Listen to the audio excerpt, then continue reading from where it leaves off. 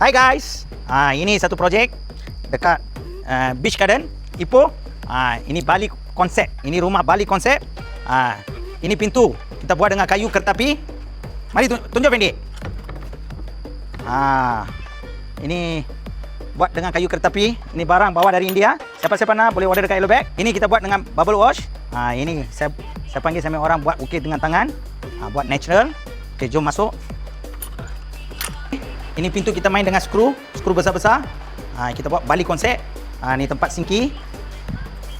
Ini pun kita design. Itu tempat untuk masuk angin.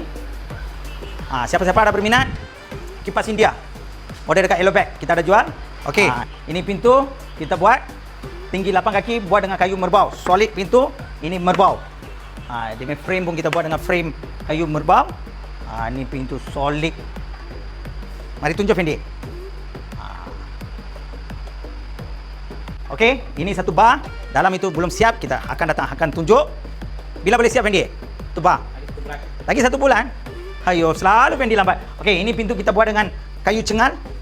Ini pintu buat dengan kayu cengal. Okey, jom kita naik atas. Okey, ini bumbung kita punya konsep C-Plane, PVC shielding. You tengok, tunjuk Fendi. Ini lampu baru memorial kita design. Okey. Ini batu. Ini batu. Kita punya konsep bukan semua serupa. Ini tidak sama. Kita kasih join. Betul ke Fendi? Baru dapat ini macam cantik. Okey. Ini. Okey. Ini buayan pun kita buat dengan kayu merbau. Ini lampu kita design. Ini apa nama Fendi? Filter panel. Semua orang cakap you belajar dengan Fendi kan? Memanglah saya pun belajar dengan Fendi. Okey. Ini lampu kita punya baru punya konsep. Okey, siapa-siapa ada berminat boleh kontak sama saya. Okey, terima kasih. Jumpa lagi.